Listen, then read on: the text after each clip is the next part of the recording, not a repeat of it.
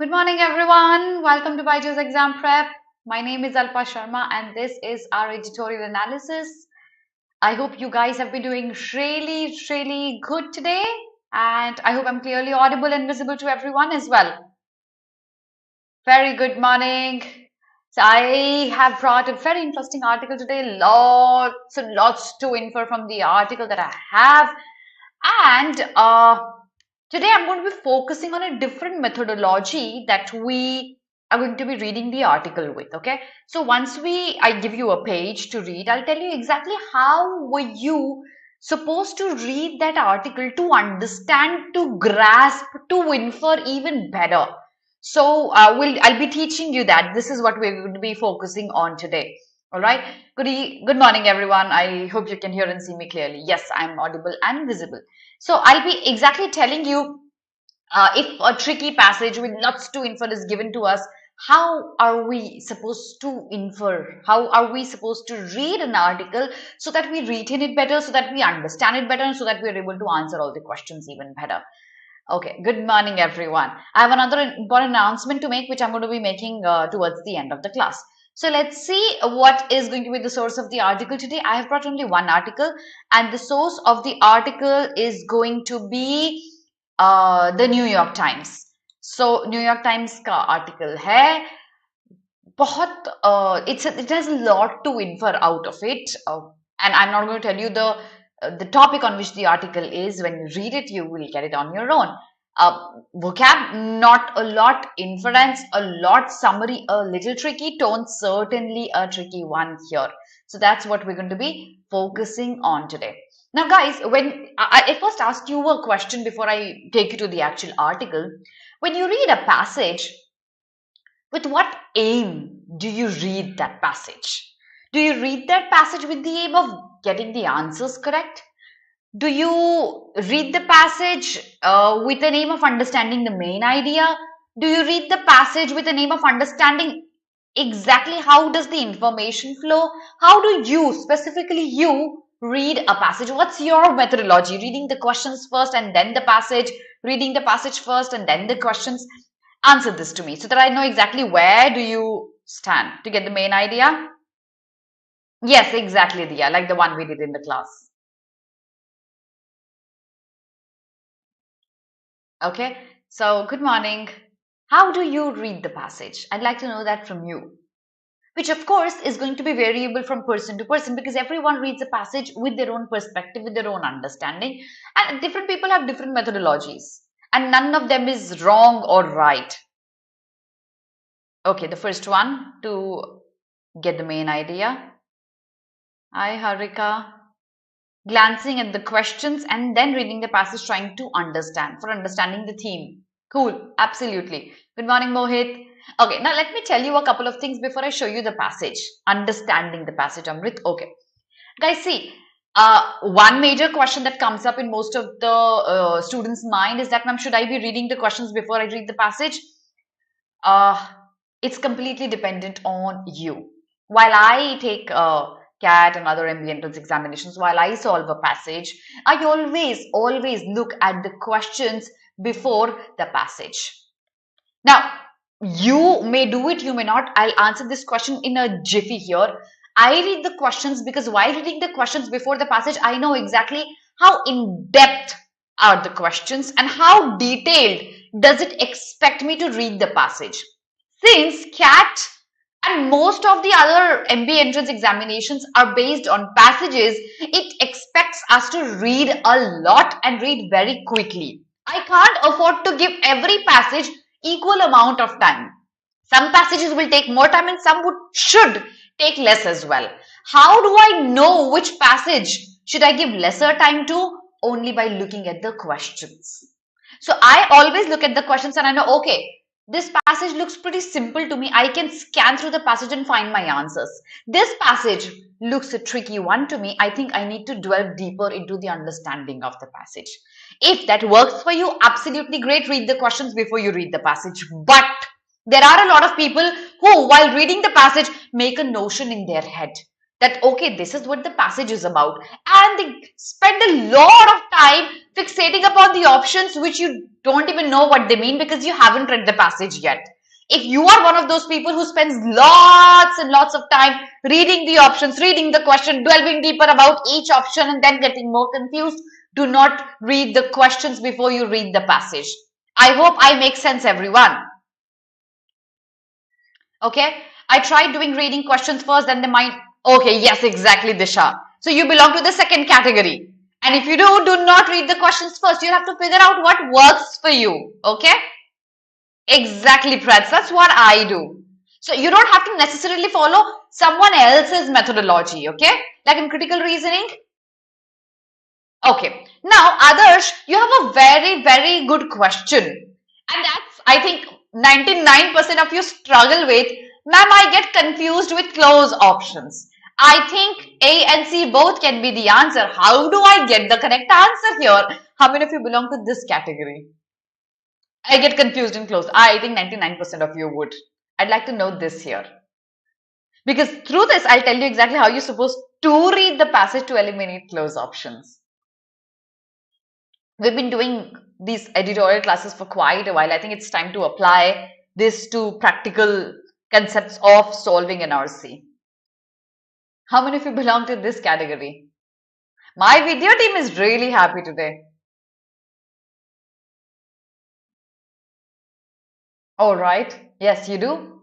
Okay, let me give you a little bit of theory again about what are close options and how do you get your head straight there. Okay. See, guys, we've been doing a lot of reading for quite a while, for over many months. I'll take this opportunity to make an announcement. September onwards, the frequency of my classes here would reduce. It would be only once a week. That's going to be on Thursday. Okay, so I'll be handpicking not extracts, but not merely extracts, but question-based extracts. Okay, so I'll try to bring something as a question on summary with options, or something as an inference with options, so that we're able to apply this entire theory to the practice that we've been doing. Okay, now Dia knows the reason why the frequency of my classes would reduce. Ma'am, I have a rule of 60-30. I read my passage around 60 seconds and I try to answer in 30 seconds. Sometimes the timings might fluctuate, but I've got used to. That's absolutely great, Ayush. Absolutely great. I think this technique for you, if it works out, it's brilliant with the time that you're giving. It's absolutely great. Now, getting back to if I'm stuck with closer options, what do I do? Guys, always understand. Options that are close will have similar wordings. More or less, they would talk about a similar thing. They wouldn't be poles apart, for sure. And that's exactly why you call them close options. So for example, I think A and C, these are two options I'm stuck with. Okay. Now, yes, Freds, got the point. Okay. So back to it. If I'm confused with between A and C, I'll give you two techniques. Apply this technique. Come back to me next Thursday and tell me if this helped you or not. Okay. The technique, the first level is to differentiate between A and C, looking at the minute terms, minute words that would make A different from C. Pondering over that. Exactly how is A different from C or C different from A? So now I know this specific word makes these two options different from each other. I know the difference. Okay. And after I know the difference, this is the first step, to know the difference between the two close options or three close options that you have. Second step always is to go back to the theory of the passage, not looking at the passage, but to go back to the main idea of the passage. Whichever option you think is closer to your main idea.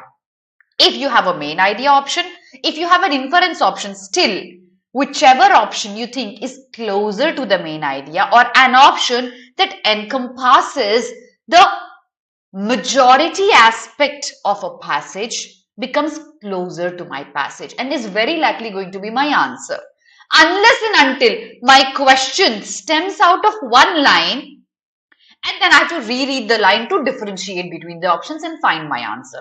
But otherwise, most of the questions which are inference based, main idea based, structure based, tone based can be answered if I know this. If I know this, I can differentiate between them and see which one of the options is closer to my bigger picture. Exactly. You look for the bigger picture.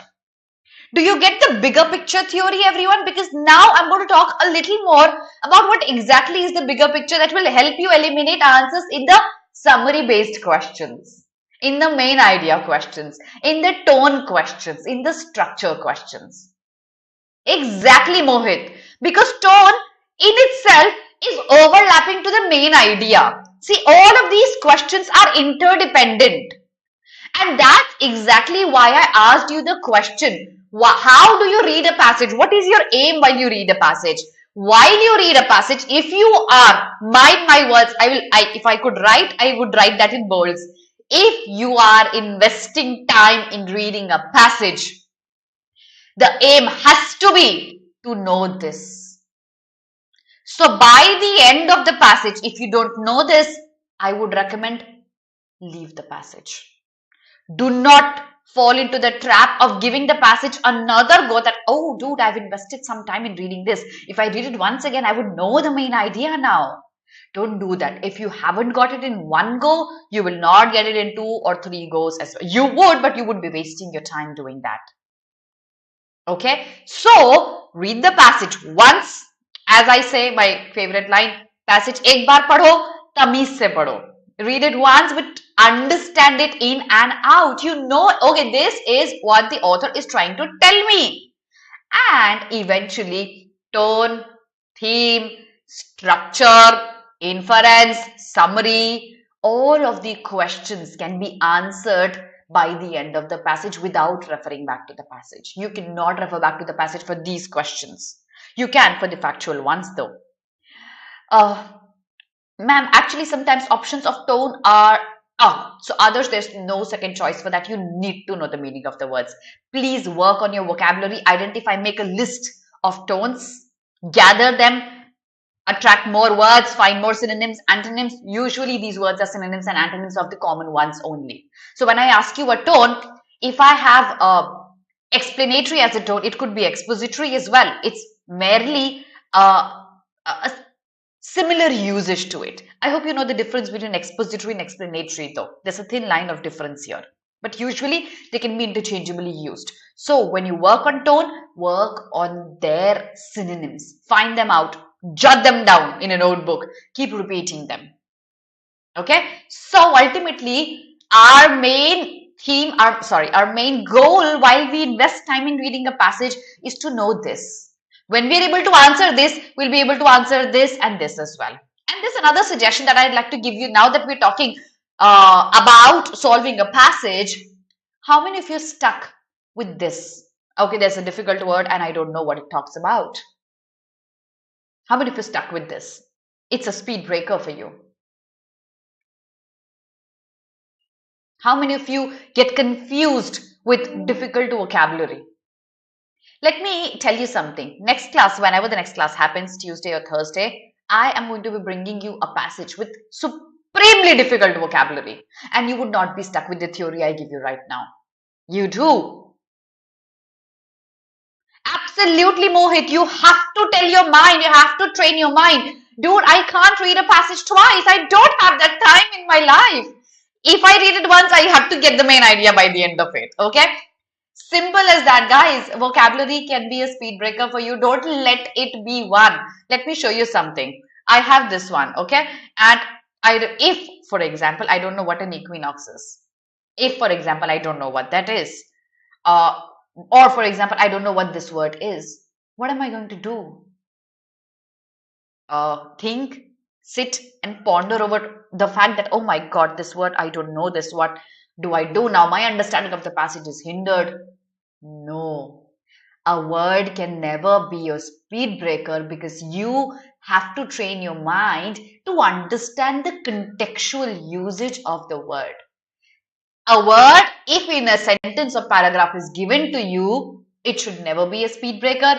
You would at least know the connotation of the word, very likely. Positive, negative, understand the sentence and move ahead.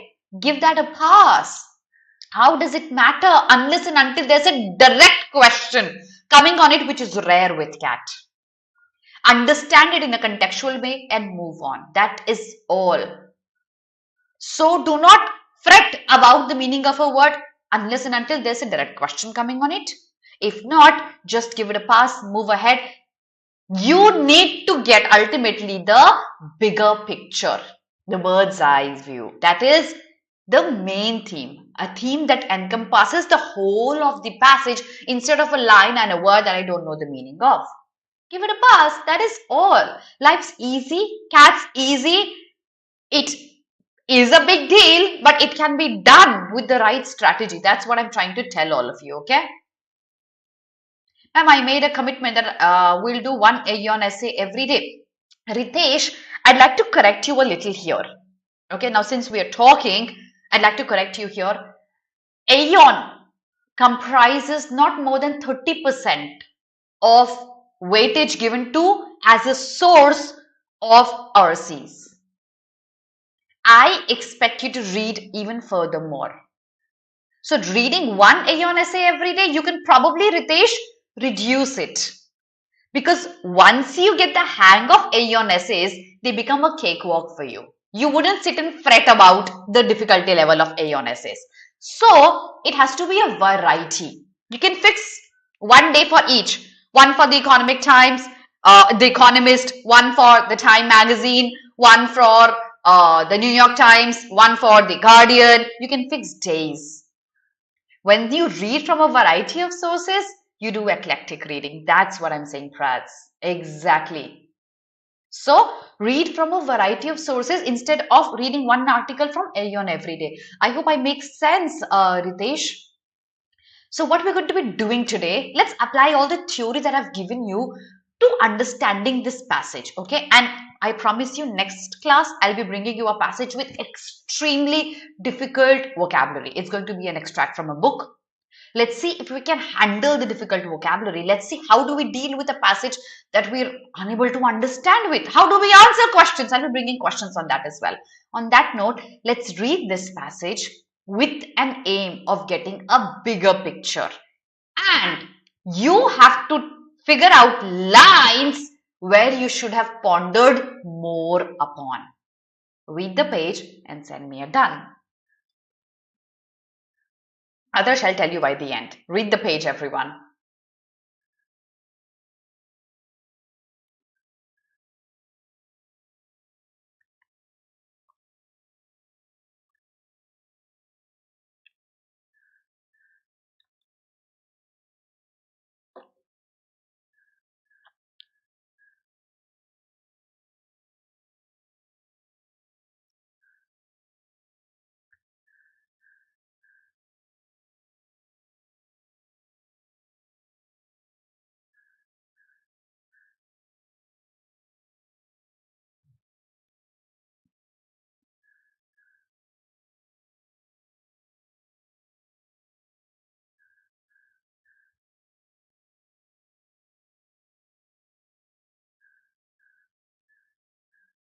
One line that you should have focused upon while you were reading this page. That's easy, actually.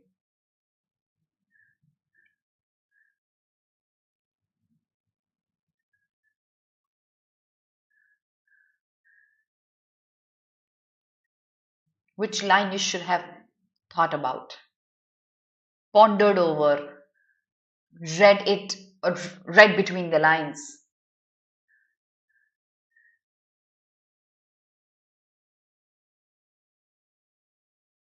That has to be the line that I've highlighted. There is no equinox. There will never be an equinox. What is hidden here as a meaning? What can be inferred from this line? Why does the author refer to equinox here? Is it actually the literal equinox is he referring to, or is he using equinox as a metaphor here?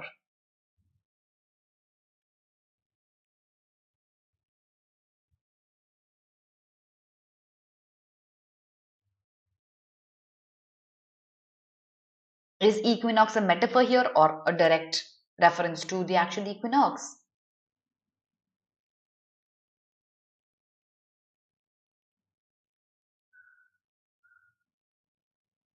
Summer being glorious. It's a metaphorical usage. It's a metaphor. Now see, there can be multiple things that we can infer here. One, of course, is the fact that since, it's so hot right now in the place this article has been written in, looks like summer is everlasting. But specifically for insects, there's no equinox. It just goes on and on. Summer is everlasting. Why is summer everlasting for them? It just goes on and on because probably either the temperature doesn't affect their systems or their breeding. The insects would always be there.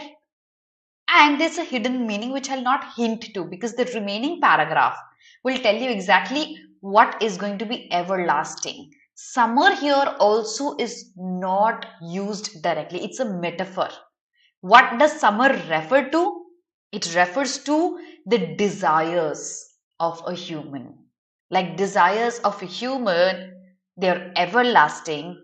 Summer also is. So summer is being, used as a metaphor to be compared. It's, an indirect comparison between the desires of a human. Right now, the page doesn't refer to that. The remaining passage would. So they're being compared together, summer to the desires of a human. Let's see why human desires never end, like the summer here seems like never ending for the insects. Page number 2, read this and send me a done. These are insects, others.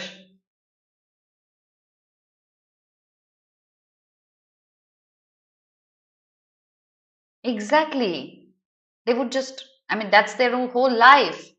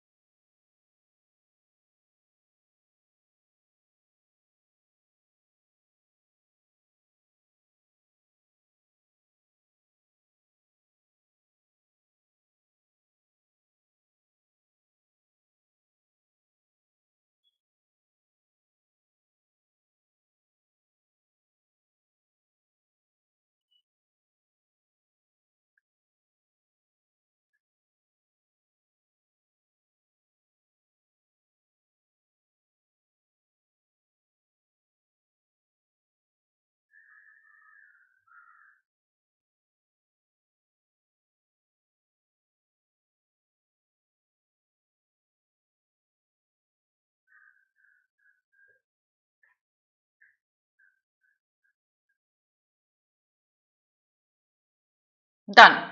This is all premise. This page is completely premise. It's basically setting up the background of the kind of animals and insects and birds and their breeding happening and they trying to find food, all of that setting up the background of the story. Possibly where the author lives in, there are many of such insects and flowers and animals and birds that she sees, he sees, and eventually she's setting up a background for that. We don't need to infer anything here. If you think you might be stuck with this, think why should they not yield for longer? Because now it's time for their travel. Because the moment the winter emerges, they have to move to the other place. So they don't have to yield for longer because the temperature is going to change pretty soon. I'm going to move to the next page very quickly. We're not going to fret about the premise. This page. Now, since there's a but here in the beginning, we have to be very careful.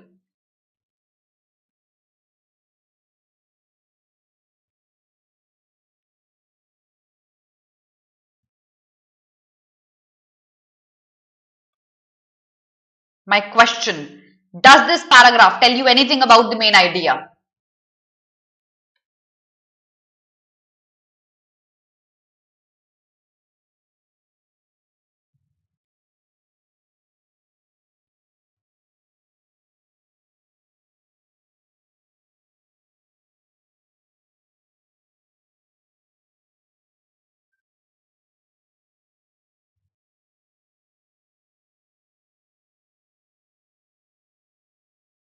It does think.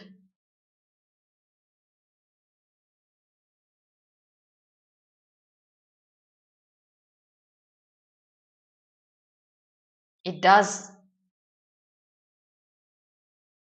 here. Think again.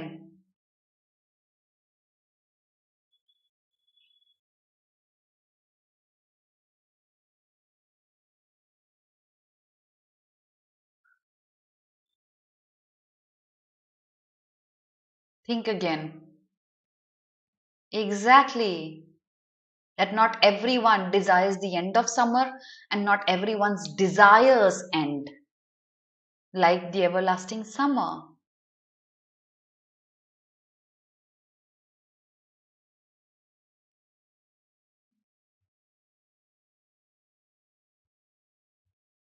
Exactly. Okay. So ultimately, see, this paragraph looks like a part of a premise to us. But then the moment author introduces herself here, she refers to the word need. These babies who are actually making this noise because they need food, you know, all of that can be associated with the needs humans, animals, insects have, right? So ultimately, like the author's own need is everlasting, the needs the animals have, the needs the insects have, that's everlasting. Okay, so it's a hint towards a deviation from merely talking about animals and birds and insects and summers to the author's personal longingness as well. One question: who are these neighbors?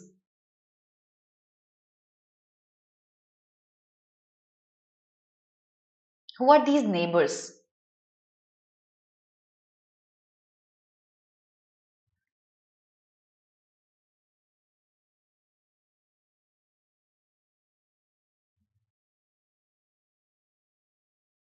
कोई punishment दे दो भाई इस दीदी के प्यारे को. Video team, would you please block him? The insects, the animals, every bird, every animal, every insect that the author sees around, yes, all of these are the neighbors she is referring to. For almost all my wild neighbors, the end of summer coincides with the end of courtship, mating, childbearing, child rearing, but it doesn't signal anything much for me. Like for the other insects, the longingness, because summer is their whole life, right? The needs continue similarly for the author. So now we see a direct correlationship. Okay, there's a direct correlationship between the needs an animal or an insect may have to the needs and the longingness humans have. Okay, so there's a direct correlation that we can draw here. Do you see the analogy, everyone? A human family remains a family far beyond the time of next building and next tending. That's basically not merely reproduction, but then when you have a family, the needs are variable. For female humans, like unlike females of almost all other species, desires too persist for decades past the time when it serves as a spur to reproduction. That means desire for the children to be happy, to feed their children, and so on. So it's not merely reproduction, the desire just goes on. Its persistence is one of the greatest blessings to humankind. Yeah. Okay. All right. Let's move on with the next page. Here you go, read this page and send me done. Video team, can I have your attention here, please, in the chat box? It's distracting. Thank you.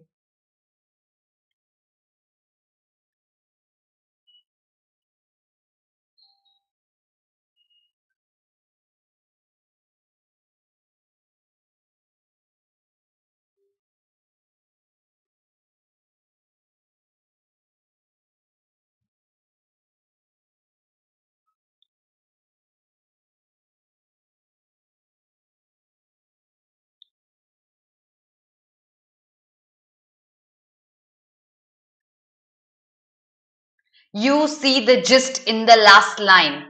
Did you notice the gist here, everyone?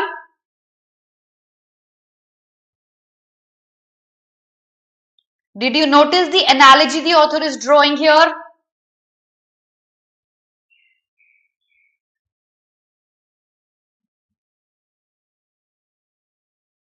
Yes,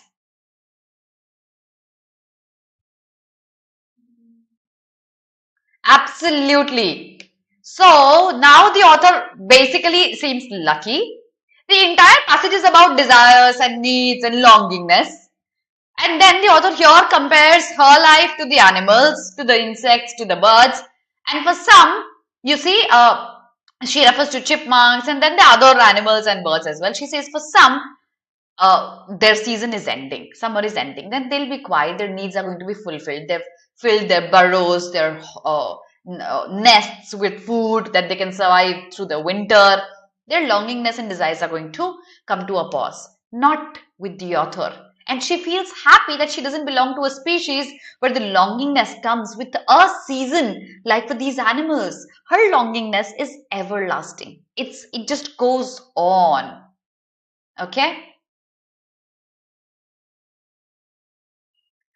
The relationship of humans and different species, of how some ends with ending season, but humans don't have any such situation. They don't have any. I mean, if we would have been happy if our longingness and desires would end with the season. It's unending, it just goes on. It's an irony actually instead of a metaphor. So that's the gist here. We know now the author is being drawing an analogy between the longingness of insects and the longingness humans have. Read this paragraph, everyone.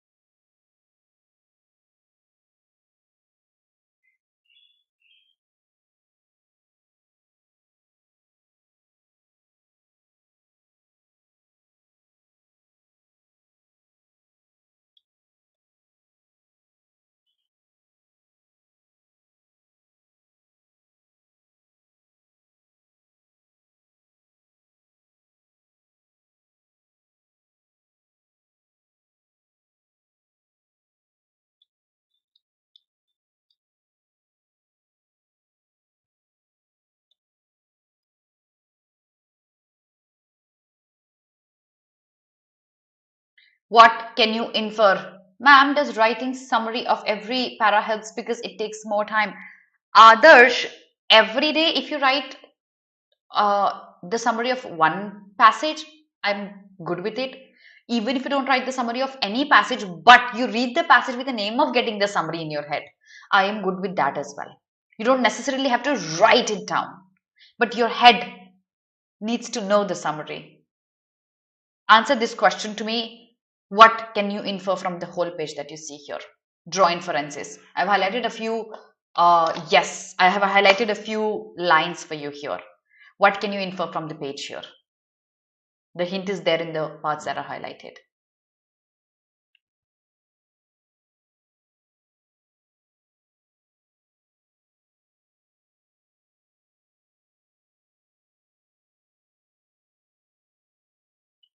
Yeah, the age, just we grow up, we grow in our age, but there's no end to the needs, to the longingness. Yes, for us, there's no equinox for desires. Our desires are endless. There's an equinox for summer, summer would end. There's no equinox for our desires. Absolutely, Muskan. Human desires are everlasting. The birds are used as similar context to the different desires and different needs. Yes, these are used as metaphors here to draw an analogy. And you know, this 93-year-old man is actually mentioned to focus on the fact that, see, even this 93-year-old man has desires for love and attachment and needs. It would just go on. So if this man can have, we're just normal human beings. Okay, so ultimately the age would, you would increase in your age, your desires would also increase possibly. Your age can come to an end, the desires probably would never. That is all. So we see the end, and that is all for the passage. The birds are used in similar contexts. Yes, that we've done. What is the tone of the author, everyone? What tone did you find? What do you think is the tone of the author here? Next class, I'm going to bring a passage for you, okay? We're going to try to apply all the theory that we've learned over some time, how to delve deeper into a sentence, how to know the main idea, how to know the tone of the author. Yeah, exactly, Adarsh. We'll try to apply that to some passage and see if that's working out for us. And probably I'll know better what you guys are struggling with, okay?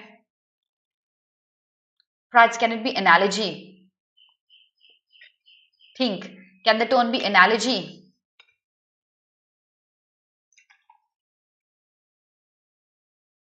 Ironical? A bit, not the whole passage, Tia. Can the tone be analogy? Think carefully and answer.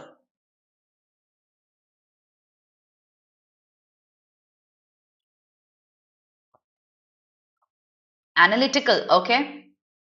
Okay, let me ask you a question again.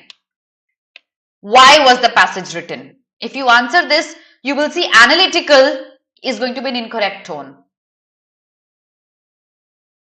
Was the passage written to draw an analysis, to make an analysis? No. Then how can analytical can be a tone here? Why was the passage written? Answer this in your head. That will answer summary for you. That will also answer the tone for you. Absolutely, Amrit. This can be discursive. No, Muskan, he is not instructing you to do something. It cannot be didactic. It can be discursive for sure. It could be comparative. It could be analogy. Okay, but not didactic. So every time you're stuck with closed tones, answer this question in your head. Why has the passage been written? Make notes for that. Okay? To show that desires have no end, others. So possibly the tone is going to be discursive. Having a discussion here. And then Disha, that could be analogy. Okay, so ultimately, if you're stuck with tone, write this down, answer yourself, answer this question on your own, and then voila, you're going to find your tone of the author. So guys, that is going to be all for today. Make sure you've liked this session. Next week onwards, I shall see you only once a week, and that's going to be only on, I'll see you this Thursday, but then after that, I'll see you only on Thursdays. Make sure you attend the session live. Comment under my video if you think you've been benefited with the video. Share the video with your friends and subscribe to the channel if you haven't done that yet. Please follow us on Instagram, Facebook, YouTube, Telegram, and download our app on Google Play as well.